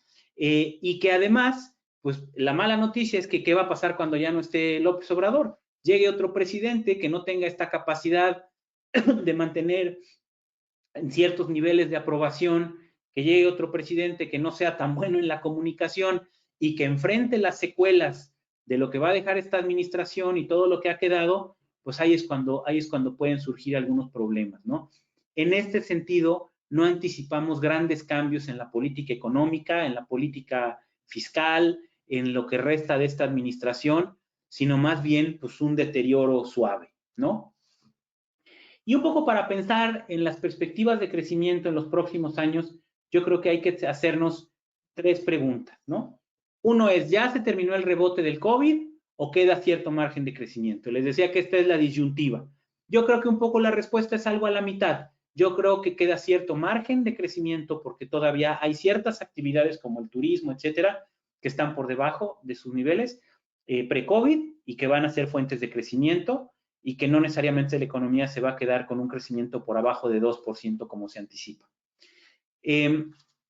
La segunda es cuánto se redujo el crecimiento potencial de la economía mexicana, es decir, cuánto podríamos esperar que en ausencia de problemas crezca la economía mexicana. Y la tercera es, bueno, hay un punto crítico de quiebre, un día nos vamos a despertar y resulta que las cosas ya hay una crisis, o lo que vamos más bien es a ver un deterioro gradual de las cosas en los próximos años. Y es un poco como yo contestaría esas preguntas ya para cerrar, un minuto más. Les decía, hay algunas actividades como el turismo, que es bien importante, que siguen claramente por abajo de sus niveles pre-COVID. Ahí tiene que haber una recuperación importante. Y esto es lo que podríamos esperar, que nos diera unos puntitos más de crecimiento. Cuando vemos ciertas actividades como restaurantes o vemos el propio empleo, seguimos el empleo en servicios, seguimos por abajo de los niveles pre-COVID fuertemente, y eso pues obviamente en tanto la economía mexicana se siga restableciendo, pues nos puede dar ahí unos puntitos extra de crecimiento que no están en las expectativas, ¿no? Se ha reducido el crecimiento potencial de la economía mexicana, como ustedes saben, por muchos años todos hablábamos del 3%, 3,5%, pues ya ahorita el consenso de las expectativas es que el crecimiento potencial de la economía pues anda más alrededor de 1,7, 1,8. Si consideramos que la población crece más o menos a eso, pues el crecimiento potencial de la economía no da para un crecimiento del PIB por habitante, y esto ya lo presenté, nomás lo repito aquí, y eso creo que es la peor noticia, ¿no? Que lo que esperaríamos es que con el crecimiento potencial en los niveles de riqueza en México para la población en su conjunto siguieran estancados, ¿no? Y por último, ¿hay algún punto de quiebre o no? Digo, y aquí lo dejo más como para un tema de discusión. Lo que veo yo es un deterioro gradual de la economía, pero en este deterioro gradual las finanzas públicas mantienen cierta salud, va a haber cierta estabilidad, es decir, va a haber ciertas cosas un poco engañosas, ¿no? La inversión extranjera directa sigue alrededor de 20, 22 mil millones de dólares, etcétera, pero va a haber un deterioro gradual. Sin embargo, este deterioro gradual va haciendo que los riesgos vayan aumentando y que si entonces Estados Unidos se pone a aumentar tasas muy rápido o se prolonga el problema económico con Ucrania y hay un aumento muy fuerte en los precios de los alimentos, de las materias primas, eh, o, o la cuarta transformación comete algún error o algo así, pues entonces podríamos ver que ahí sí se da un punto de quiebre, que ahí sí se presenta una crisis y que ahí sí se presenta un ajuste brusco en las expectativas sobre México por parte de los inversionistas nacionales e internacionales. Si no pasa esto, es decir, si Estados Unidos transita bien, si la guerra no dura tanto y si en México no hay algún evento muy visible que cambiara de manera radical las expectativas, pues podríamos pensar como un deterioro muy gradual, pero que obviamente pues, va a generar retos muy serios para la próxima administración, para los próximos años. Perdón por extenderme tanto con el tiempo, con esto concluyo y pues bueno, creo que tenemos espacio. Gracias, Alexis. Qué importante todo lo que nos has compartido. Le damos el micrófono a Armando Noricubo y a Óscar Becerril para que conduzcan una sesión de preguntas y respuestas. Adelante, por favor. Sí, muchísimas gracias, Óscar, si te parece bien. Comienzo, Alexis, agradecerte nuevamente tu tiempo el día de hoy, extraordinaria presentación. Debo decirles que con Alexis estoy particularmente agradecido por todas las veces que le robamos su conocimiento en la Cámara de Comercio Británica y siempre nos dio presentaciones como estas que te dejan pensando y te da food for thought para una semana o más, ¿no? Oye, Alexis, quisiera empezar con Ucrania y Rusia, el conflicto. Si quieres, te voy a hacer un paquetito de 3 preguntas y luego, Óscar, si tú quieres ir preparado tus preguntas. Claro. Yo quisiera preguntarte, y sé que no eres a lo mejor analista político, pero pues le sabes al tema geopolítico también, ¿no? Yo te diría, ¿tú cómo ves el escenario más probable de resolución del conflicto? Yo te diría, yo veo 3, a lo mejor tú ves algún cuarto escenario, pero de este punto donde estamos hoy, pues o el conflicto se escala, que sería el peor escenario, ¿no? Y que a lo mejor China empiece a intervenir y todos los que no están alineados con este orden mundial de Occidente empiecen a levantar la mano y sus cañones y decir, oye, pues es la oportunidad, ¿no? De tratar de cambiar ese orden mundial. Entonces, un escenario, el peor, creo que es el de escalación. Otro es en el que nos quedemos en este impasse de tropas en Ucrania, no se llega a la paz, no se llega a las negociaciones y nos quedamos ahí 6, 12, 18 meses, ¿no? Algo estancado. O la otra pudiera ser que haya un wind down del conflicto en los próximos 1 o 2 meses, se le da una salida a Putin de decir, bueno, ya desnazificó lo que pudo desnazificar, a lo mejor hay cambio de gobierno o no en Ucrania, pero se llega a una paz rápidamente, ¿no? Digamos, en un escenario de 1 o 2 meses. Entonces, ¿cuál es el escenario más probable desde tu punto de vista? El segundo tema que quisiera poner sobre la mesa, seguramente viste por ahí, hay un artículo muy interesante el fin de semana en el Economista que habla sobre la estalinización de Rusia, ¿no? Diciendo que uno de los aspectos negativos de esto es que para Vladimir Putin ya adentro de Rusia, pues no le va a quedar mucha opción para poder conservar el poder, más que volverse mucho más autoritario de lo que ya es, ¿no? Y eso va a convertir a Rusia pues en un país totalmente enemigo de Occidente para años por venir. Serios temas de derechos humanos para la gente que está en Rusia, lamentablemente. ¿Qué tan probable ves que suceda este tema de estalinización de Rusia y qué consecuencias podría tener para Occidente, siendo que Rusia en los últimos 20, 25 años pues se había convertido en un jugador quizás no súper importante, pero sí un jugador relevante en la economía global? Y para cerrar el tema de Rusia, Alexis, probabilidades de este default, ¿no? De algunos bonos que ya no me acuerdo si era hoy o mañana o esta semana que tenían que pagarse, hacerse algunos pagos. No sé si consideres que el mercado ya tiene priceado ese riesgo del posible default y simplemente no pasa nada, o si estuviéramos en algún momento en algún riesgo de la última vez que hubo un default, me parece que fue en la famosa crisis del 98, ¿no? Que también causó mucho contagio en otros mercados internacionales. Entonces, pues, otra vez, compártenos tu sabiduría sobre estos temas que obviamente, pues como dices, en las últimas semanas ya todos volteamos a ver a Ucrania y a Rusia y lamentablemente pues por un conflicto que en términos humanitarios está muy feo, ¿no? Claro, muchas gracias Armando y aprovecho para felicitarte por tu cumpleaños. Una de las razones por las que ya quería yo apurarme y terminar es porque pues para que ya te vayas a cenar con tu familia, en fin. Mira, no soy un experto en temas de política internacional, pero un poco atendiendo a lo que tú dices. Yo no quiero pecar de optimista, pero yo sí veo, por lo que he leído a lo largo del día, que sí puede haber una salida a esto. Sobre todo una salida que a Rusia le permita salvar cara, porque llegaron a un acuerdo con 15 puntos, en donde hay varios puntos que podrían contribuir a que Rusia se saliera. En primer lugar, que Rusia se queda con los dos pedacitos, estos Donetsk y el otro, estas dos regiones de Ucrania.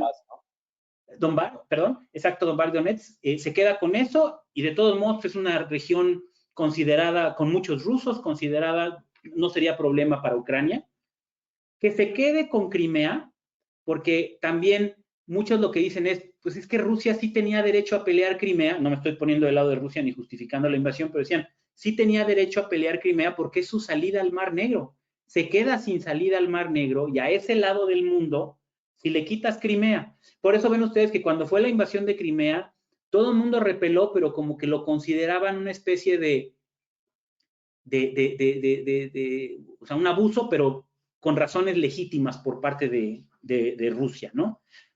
Y el otro punto, digo, son varios, pero el otro punto que me llamó la atención es que Ucrania se comprometa a no unirse a la OTAN, que además entiendo que está en la propia constitución de Ucrania.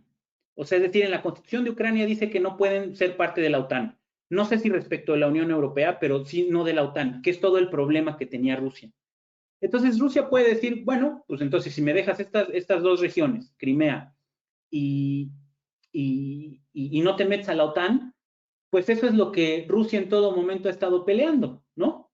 Entonces, Rusia podría con esto salvar cara, retirarse de Ucrania y que esto diera lugar a una solución del conflicto, y creo que eso es lo que está reflejando algunos datos del día de hoy, ¿no? Yo hoy le veo a eso un escenario probable, porque además, pues a Rusia lo están desconectando del mundo. O sea, ustedes habrán visto todas las empresas que se salieron, en Rusia no funcionan las tarjetas de crédito, y creo que incluso muchas rusas no funcionan, porque muchos como estaban conectados a estos sistemas de pagos internacionales, eso incluso causa problemas dentro de Rusia, y Rusia va directo a una recesión brutal por este bloqueo. No creo que el bloqueo lo levanten tan fácil, pero darle a Rusia algunos respiros, ¿no? Es decir, restablecer las importaciones de energía, darles acceso otra vez a algunas cosas, ¿no?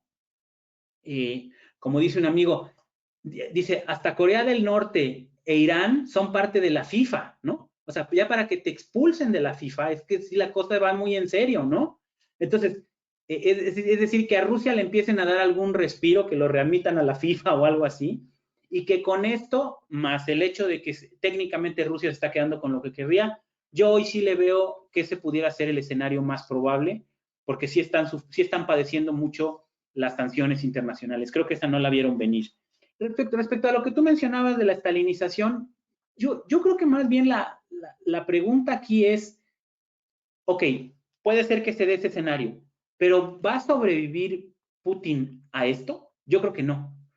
Yo por eso, como que vi el artículo del Economist al que te referías, Armando, no estaba muy de acuerdo porque como que el artículo y la estalinización como que sugieren que si Rusia se sale, pues todo va a quedar como si nada. Yo creo que ese es un escenario muy difícil. Yo creo que lo que haría Estados Unidos y todos sus aliados es tener un paquete de ayuda, mantener las sanciones con Rusia, tener un paquete de ayuda con Ucrania y que esto de alguna manera, y con los efectos de las sanciones, esto fuera debilitando al señor Putin y en algún momento saliera de escena, ¿no? Y que por lo tanto ahí empezara una transformación de Rusia, lo cual dicen algunos analistas, pues que es algo que nunca va a suceder. Rusia nunca ha sido una democracia en 1000 años de existencia y no tiene por qué empezar ahora, pero bueno, no sé. Y por último, lo del default, o sea, todas las calificadoras ya pusieron a Rusia hasta abajo en sus ratings. Esto quiere decir, de acuerdo a la definición de las propias calificadoras, un default inminente, ¿no? O sea, es decir, no una alta probabilidad, no un alto riesgo, sino default inminente.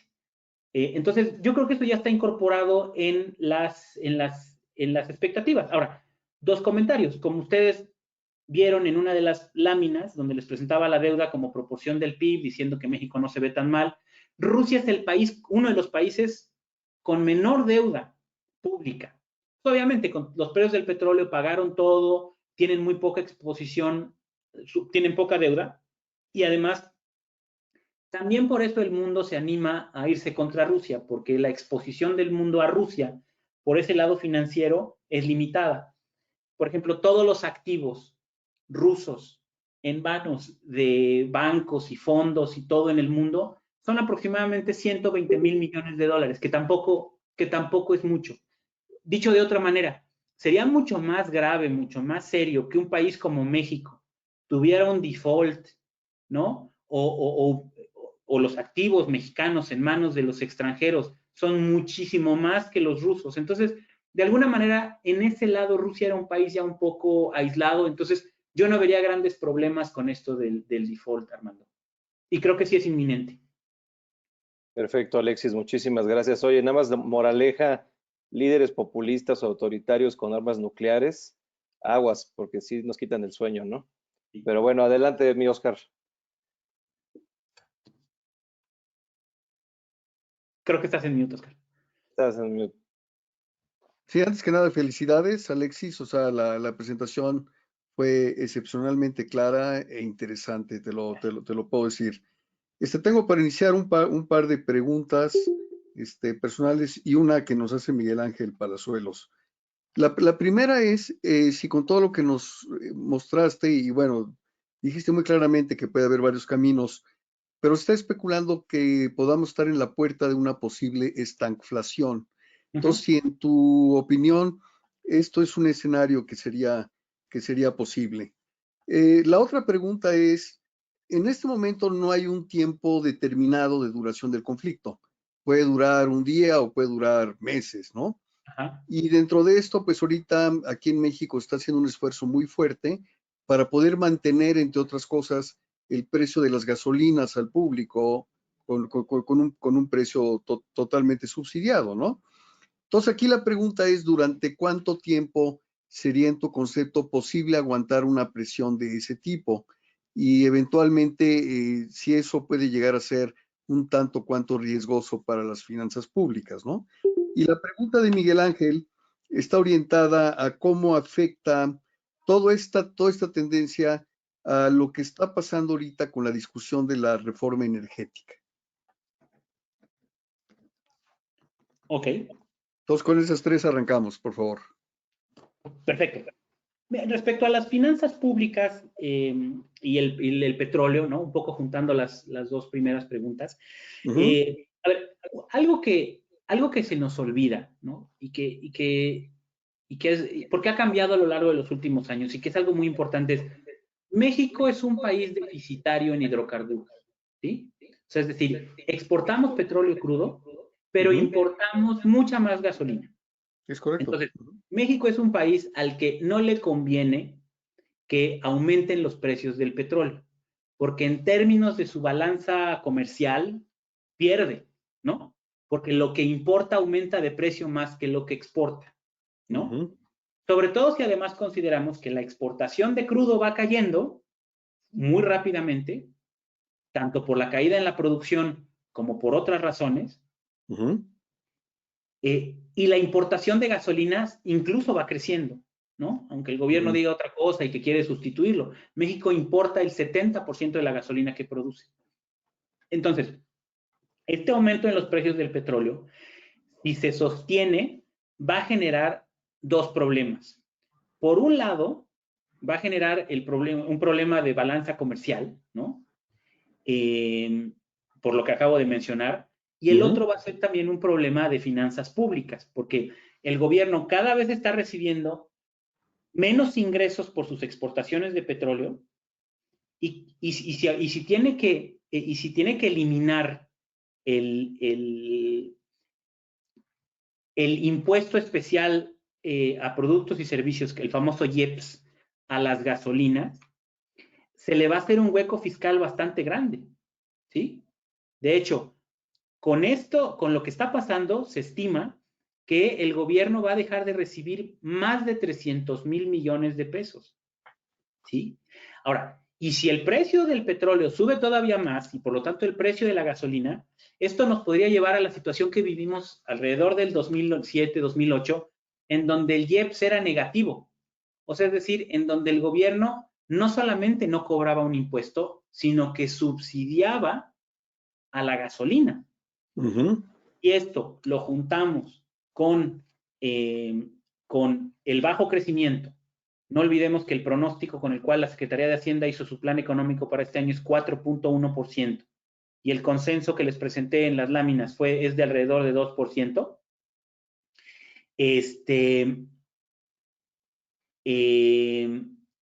Pues esto obviamente va a generar un boquete también por el lado de los impuestos que están relacionados con la economía, ¿no? El ISR, el IVA, etcétera, ¿no? Entonces, si sumamos todo eso, yo creo que el problema o el riesgo de un deterioro en las finanzas públicas puede ser grande, sobre todo porque el gobierno pues ya no tiene los fondos de estabilización, ya no tiene los fideicomisos, es decir, ya se acabó todos aquellos recursos con los cuales podría haber acolchonado un impacto de este tipo, ¿no? Entonces, la probabilidad de que tengamos un deterioro serio de las finanzas públicas es grande o aumentado, ¿no? Sobre todo cuando además con un gobierno donde se acerca ya estamos en la segunda mitad de la administración, se van a acercar las elecciones, no van a querer hacer un ajuste al gasto, ¿no? Entonces, podemos tener que este panorama de finanzas públicas que yo les pinté, pues se quede demasiado optimista, ¿no? Esto es un poco nada más para decirlo todo junto. Hay un riesgo grande de finanzas públicas. Este tema del aumento en el precio de las gasolinas es una amenaza adicional. El aumento en el precio internacional del petróleo no remedia o no reduce del todo ese riesgo. Y eso, por lo tanto, pues es un factor, es una complejidad adicional, ¿no? Claro. Y la otra pregunta sobre la reforma energética, a ver, yo creo que la reforma energética básicamente es regresar el reloj a los 70, ¿no? 70, 80. Entonces, yo creo que la reforma energética, independientemente de lo que pudiéramos discutir de su impacto sobre el sector, terminaría siendo una señal de estas que han sido muy malas para los inversionistas, como la cancelación del aeropuerto o la planta esta de cerveza en Mexicali, para la que se hizo una consulta popular y se canceló. Es decir, terminaría siendo otra de esas señales malas, porque además pues, esta reforma eléctrica es indefendible desde donde se vea, ¿no? Nos regresa a un modelo, no solamente, o sea, un modelo que no funcionó en México. O sea, no es que sea un modelo malo, es un modelo que ya vimos que no funcionó, ¿sí? En México, no, ni siquiera en otro país, ¿no? En México no funciona ese modelo. En segundo lugar, todo el financiamiento global se está volviendo verde, ¿sí? Se está volviendo el famoso ESG, ¿no? De la sostenibilidad. Y esto, digamos que le quitaría acceso al sector energético mexicano, entiéndase a Pemex y CFE, de todo este financiamiento verde, ¿no? Que como les decía, cada vez se vuelve una parte más importante. Hay muchos fondos globales que ya están diciendo, yo nada más voy a comprar nada más voy a comprar bonos o deuda de empresas que estén certificadas como verdes. Y pues con esto nunca van a certificar a Pemex y a CFE. Entonces, todo esto nada más complica un poco más ese panorama. Y además, pues nada nos garantiza que con esto no vaya a haber un aumento en los precios de la electricidad, de la energía y problemas severos de desabasto, porque mucho de la oferta, sobre todo de electricidad, depende de la producción privada. Y si la producción privada se cae con esto, pues entonces vamos a tener problemas de apagones, desabasto, no va a haber suficiente electricidad o suficiente gas por la parte de los hidrocarburos para la industria en México. Yo creo que podría ser un tema muy, muy grave y creo que además, pues México podrían reducirle la calificación las agencias calificadoras si sucede esto. Sería una muy mala señal. De acuerdo. Armando. Muchas gracias, Alexis. Sí, si quieren, ahondando un poquito en el tema México, y ya tú nos dices después de estas, Jesús, si tenemos más tiempo o no, pero algunos comentarios y reflexiones que nos llegan aquí, Alexis. Por un lado, se está hablando mucho, no nada más de México, ¿no? Pero a nivel de mercados emergentes, igual por ahí veía en Bloomberg que decían, oye, es que hoy los mercados emergentes pues son puro riesgo y poco beneficio, ¿no? No te da este trade-off entre riesgo y beneficio que típicamente esperarías de eso. Y creo que el caso de México va por ahí, ¿no? Por eso esas gráficas que pusiste tan interesantes de cómo cada vez somos menos atractivos para inversión extranjera o para tenencia de activos financieros por parte de extranjeros. Entonces, un tema sería cómo mejorar ese perfil riesgo-beneficio de México. Y el otro comentario que tenemos aquí, el año que viene, por increíble que parezca, y es increíble cómo vuela el tiempo, se cumplen 10 años de las famosas reformas estructurales de Enrique Peña Nieto, ¿no? Lástima que ya nadie habla de eso, ¿no? Pero esa era un poco como la iniciativa para encender este motor de crecimiento del país que sexenios van, sexenios vienen y todo pasa y no crecemos a las tasas de crecimiento que deberíamos de tener como economía emergente, ¿no? Como mercado emergente. Entonces, pues bueno, un poco pensar si en algún momento vamos a ver reformas estructurales serias o vamos a llegar a un punto de quiebre para poder empezar a pensar en eso, ¿no? Una tercera reflexión, Alexis, ¿hay forma de decir que este no sea un sexenio perdido, ¿no? A la hora que vemos, no nada más, quitando un poco la parte política, ¿no? Pero a la hora que vemos, digamos, las decisiones de política pública y luego temas externos como el COVID, ¿no? Por ejemplo, o la guerra, este conflicto Rusia y Ucrania, son shocks fuertes que le están pegando a la economía. Vimos tu estadística del PIB por habitante que, si lo ves fríamente, no nada más es un sexenio perdido, pareciera que vamos para otra década perdida, por lo menos en ese indicador, ¿no? Hay forma de decir, bueno, a lo mejor perdimos en esto, pero se ganó en otra cosa en este sexenio, o cada vez parece más que sí va a ser un sexenio perdido. Y cerraría con una pregunta de Rodrigo sobre precisamente la calificación de México. ¿Qué riesgo verías de que haya un downgrade, pues no sé, en los próximos 6, 12, 18 meses? No, pues muy buenas preguntas todas. Voy a tratar de responderlas. Por ejemplo, en la parte de mercados emergentes, este riesgo que ha aumentado, el retorno.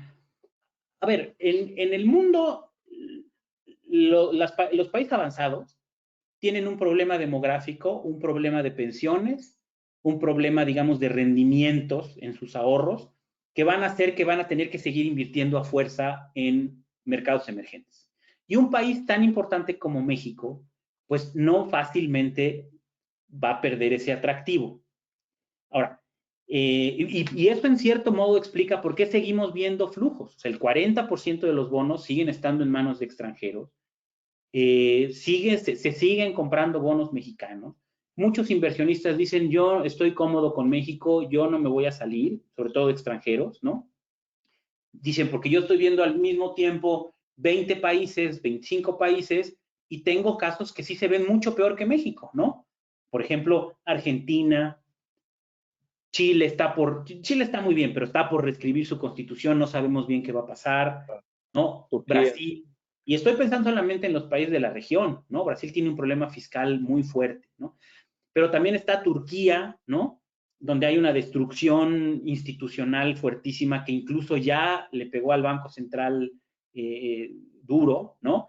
Sudáfrica, que tiene un problema con su petrolera, que Pemex es un juego de niños en comparación al problema que tiene Sudáfrica. Es decir, muchos de estos inversionistas dicen, pues a ver, para mí México se sigue viendo bien, aunque este señor dé sus mañaneras y diga locuras, México está estructuralmente bien. Yo creo que, obviamente, cosas como por eso mencionaba que la reforma energética, la reforma eléctrica, pues va a ser una de esas piedritas más que le van sumando al desánimo que sí se está empezando a materializar sobre México, pero que tampoco va a cambiar todo de un día para otro. Yo creo que por eso es que yo veo como esto como una especie de muerte o de caimiento lento, porque no va a pasar algo de un día para otro, de que de un día se dispare el riesgo y digan, ya México ya no me conviene invertir en México, ya no me conviene estar en México, ¿no? Entonces creo que ese balance entre riesgo y retorno del que hablabas, Armando, se va a deteriorar, o sea, es decir, va a aumentar el riesgo y va a caer el retorno esperado, pero va a ser muy lento, de modo que si se materializa algún escenario peor, yo creo que va a ser hasta la siguiente administración. No creo que en esta administración. ¿Qué podría hacer el gobierno para mejorar esa relación entre riesgo y retorno? Pues cosas que ya no va a hacer, o sea, es decir, tener un tono mucho más amigable con la inversión, no solamente extranjera, sino nacional, dar mucho mayores señales de respeto a las instituciones, como el Banco de México, a la autoridad electoral, etcétera. O sea, es decir, como decir, México no se encamina a un cambio significativo en sus pilares fundamentales, ¿no? Sino lo contrario, que empezar a fortalecerlos. Pero pues muchas de esas cosas ya pasaron un punto de no retorno, ¿no? O sea, por ejemplo, el Banco de México hace una encuesta en donde les pregunta a los inversionistas y a los analistas del sector privado cuál es el principal riesgo que ven. Y uno de los temas que más preocupa y que más riesgo le ven, pues es la nueva Junta de Gobierno del Banco de México, sobre todo la nueva gobernadora, ¿no? Digo, estoy diciendo lo que dice una encuesta del propio Banco de México, ¿no? Entonces, ¿de qué sirve que respetes la autonomía del Banco de México? Que eso todavía está por verse. Si parte de respetar la autonomía es, pues, permitir que esa institución siga funcionando con los perfiles de gente que había venido funcionando bien por los últimos años, ¿no? Eso no es respetar la autonomía. Entonces, puede ser que sigamos viendo un deterioro en todo esto, ¿no? Y creo que, como te decía hace un momento, pues ya muchos de estos temas pasaron el punto de no retorno. Yo creo que más bien lo que puede hacer el gobierno es no seguirlo deteriorando. No sé si mejorar ese balance, ¿no? Respecto a los 10 años de la reforma, pues qué buena observación, porque sí, se cumplen 10 años de las reformas estructurales. Se supone que el gobierno de Peña Nieto hizo 14 reformas estructurales. Y de las cuales yo creo que estuvo sobrevendido el tema de las reformas, ¿no? Yo nunca creí mucho en las reformas estructurales, ¿no? Muchos de mis amigos me decían, sí, porque tú trabajaste con Calderón y estás ardido de que estos sí lograron hacer muchas reformas que Calderón no pudo. No, no es cierto. Yo desde un principio me pareció que muchas reformas no iban a tener los dientes, ¿no? Porque para de veras ser efectivas. Yo creo que de las 14 reformas, solo 1.5 reformas son rescatables. Una es la de telecomunicaciones, que creo que por razones distintas a las que todos creemos, pero por lo menos ahí están, sí dio resultados. Todos hemos visto la disminución tremenda en los costos de las telecomunicaciones, la proliferación, creo que eso es innegable, ¿no? Y el acceso de la población en general a los servicios de telecomunicaciones, creo que es innegable. Creo que la reforma tuvo muchas cosas muy malas que no funcionaron, como la red mayorista, la reforma, la red compartida o la red mayorista, la tercera y cuarta cadenas, que nunca se consolidaron, etc. Creo que tuvo muchos errores, pero por lo menos sí trastocó para bien una industria que es importante. Yo creo que es la única reforma que más o menos funcionó bien. Y digo 1.5 reformas porque la otra que medio estaba funcionando era la energética, ¿no? Pero con esto, yo creo que aunque no reviertan la reforma energética, ¿sí? Aunque no logren cambiar la Constitución y revertirla, pues un poco la desconfianza en la política energética ya está sembrada. O sea, es decir, ¿qué empresa va a venir a invertir en México, ¿no? Sobre todo en el sector energético, que son inversiones de muy largo plazo, donde aquí queda claro que a la primera que se nos ocurre cambiamos las reglas del juego, ¿no? Entonces, yo creo que estuvo sobrevendido el tema de las reformas. Muchas reformas, por una razón o por otra, no funcionaron. La reforma laboral no va a funcionar en un país donde el 60% del mercado es informal.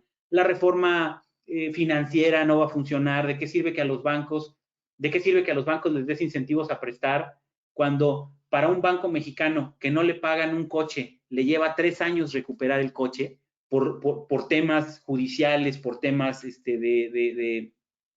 ¿no? De recuperar el colateral del crédito automotriz, que es el propio auto, ¿no? Entonces, o sea, muchas reformas por una razón o por otra no funcionaron. La reforma educativa por cuestiones políticas, etcétera. Entonces, yo diría que las únicas 2 reformas que más o menos habían funcionado, y creo que era más que suficiente, no quiero minimizar el riesgo, perdón, el logro de la administración pasada, eran la de telecomunicaciones y la energética. Y para mí eso era más que suficiente. Pero creo que entre el desmantelamiento de la energética, y no de jure, por lo menos de facto, y el hecho de que la reforma en Telecom tiene cosas muy buenas, pero que fueron de una vez por todas, y que no se sigue profundizando en ello, pues creo que el balance de las reformas pues es relativamente malo, ¿no? ¿Cómo o en qué cosa esto no va a ser un sexenio perdido? No veo cómo no pueda ser un sexenio perdido. O sea, y por eso les presentaba las gráficas del PIB per cápita. El PIB per cápita es al fin y al cabo el indicador más importante del desarrollo económico. Todos los modelos de desarrollo y de crecimiento están centrados sobre el PIB per cápita. Y pues obviamente lo que vemos ahí es una caída y en una recuperación que no se va a presentar por lo menos en esta década. ¿Dónde podría yo ver que pudiera haber, realmente no veo dónde pudiera haber algo en lo que acabemos el sexenio mejor, ¿no? Lo único en lo que lo puedo ver es que pues acabáramos siendo pues más espirituales y más desapegados a lo material o algo así, ¿no? Porque realmente en cuanto a algo en donde yo crea que el balance vaya a ser bueno, no lo veo. Y no quiero ser negativo ni quiero ser pesimista, ¿no? Realmente no me gusta venir aquí nomás a dejar un mal sabor o yo simplemente no lo veo, ¿no? Más bien, yo regresaría a la pregunta diciendo, si alguien ve en dónde pudiéramos terminar el sexenio diciendo, oye, pues en esto el balance creo que es positivo, ni siquiera en eso, porque ni siquiera en lo que el gobierno está poniendo más énfasis, que es en los programas sociales, vamos a tener un balance positivo. Porque dijéramos, bueno, acabamos con un gran déficit, acabamos con bajo crecimiento, pero terminamos con con 2, 3 buenos programas sociales o con un mejor sistema de salud. Pues no. Justamente ayer le dieron cristiana sepultura al INSABI, ¿no? En la mañanera. Un poco el gobierno admitiendo, pues, esta estrategia de desaparecer el Seguro Popular, crear el INSABI no funcionó, mejor vamos a hacerlo vía el IMSS, a ver si no le acaban dando en la torre al IMSS, ¿no? Entonces, es decir, ni siquiera en los programas sociales de distribución de recursos, etcétera, que es donde el gobierno está poniendo toda su energía, ni siquiera en eso creo que vayamos a terminar con un balance positivo. Espero no sea una exageración de mi parte. Y por último, la reducción de la calificación. Yo creo que México sí va a haber una reducción de la calificación, pero no creo que pierda el grado de inversión, a menos que pasara la reforma eléctrica.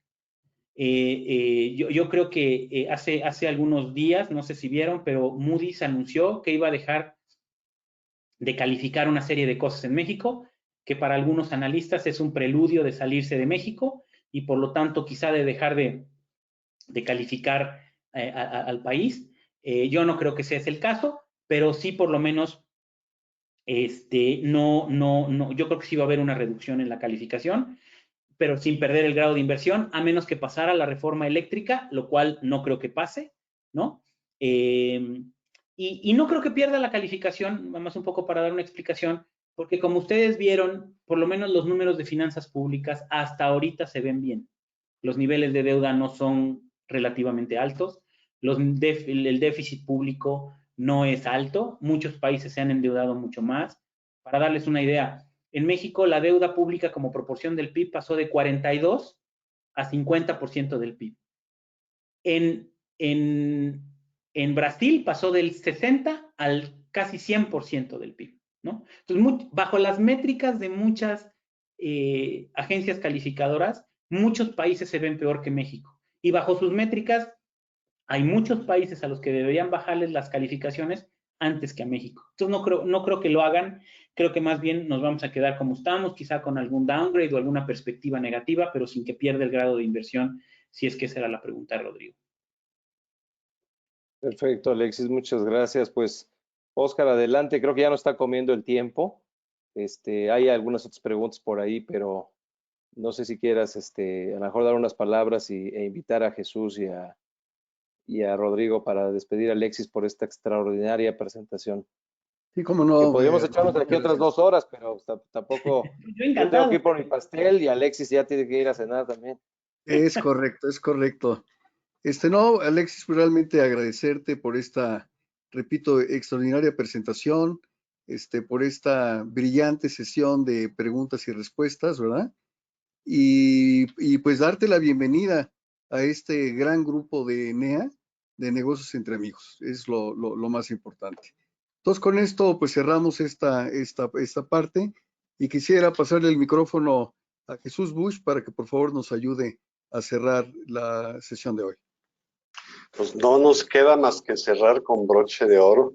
Tenemos, mi buen Alexis, esta sana costumbre de aplaudirnos cuando lo merecemos y esta es una de esas ocasiones. Le pido a todos los que todavía quedan por ahí, que son bastantes, que enciendan sus cámaras y le demos un fuerte abrazo. Abrazo y aplauso. Alexis, gracias. Muchas gracias. Nos has ayudado, nos has tranquilizado en muchas cosas, en otras nos has alertado, pero yo creo que este conocimiento de causa, a final de cuentas, es bueno para cada uno de los miembros de nuestra asociación. Si acaso pedirle a Rodrigo 3 palabras de cierre, por favor. Quisiera agradecerles la invitación a ser parte de su grupo de amigos, la oportunidad de haberles presentado este trabajo y sobre todo agradecerles, perdón por abusar de su tiempo, si alguien me quiere contactar porque tenga alguna pregunta, algún comentario, quiera discutir algo conmigo, yo encantado. Por ahí ya está mi teléfono, ¿no? Porque creo que ya estamos todos en el chat. Ya estamos en la línea, sí. Y ahí está mi teléfono y también mi correo electrónico, se los paso por el chat. Yo encantado de platicar con quien de ustedes así lo deseara y agradecerles de nuevo la invitación y la oportunidad. Muchas gracias. Alexis, mil gracias. Rodrigo, ¿andas todavía por ahí? Sí, aquí estoy. Muchas gracias, Jesús. Perfecto. Adelante. Acaba de llegar la luz aquí, se había ido. Bueno, Reforma eléctrica. La reforma eléctrica, exactamente. Y uno que otro rayo y trueno que cayó por aquí. Se cayó el cielo hace ratito aquí en Cuernavaca. Bueno, pues miren, muchas gracias a todos. Muchas gracias a Alexis, Armando Nuricumbo, Óscar Becerril, a Jesús. Gracias por su moderación de esta plática tan buena que nos ha dado Alexis. Ahora sí que se estrenó por la puerta grande con esta plática en nuestro grupo. Te lo agradecemos muchísimo. Esperamos verlos en nuestras próximas reuniones. Vamos a tener el día 26 un sábado cultural que vamos a hablar de rock progresivo y poesía. Y el día 30, dentro de 2 semanas, tenemos una plática muy buena sobre temas de Contraloría y control operativo en lo que se refiere al lavado de dinero por una experta de Citigroup. Así que esas son las próximas que tenemos. Y luego esto sí les voy avisando desde ahora, el jueves, por única vez en el año, vamos a hacer nuestra junta mensual en jueves 7 de abril a las 8 de la mañana en nuestra nueva sede ubicada en Guillermo González Camarena 1200 en Santa Fe. y vamos ya a pasar al formato presencial en las juntas mensuales. Así que todos están invitados. Pues ya nos vamos a reunir en persona a partir del mes de abril. Y bueno, vamos a seguir con las horas NEA una vez o dos al mes, pero las juntas mensuales ya van a ser otra vez presenciales. Así que esperamos verlos a todos muy pronto. Les mando un abrazo muy fuerte. Muchas gracias y bueno, pues que tengan una buena semana. Hasta luego. Gracias a todos. Gracias. Gracias. Muy bien. Muchas gracias, Alexis. Muchas gracias. Un abrazo.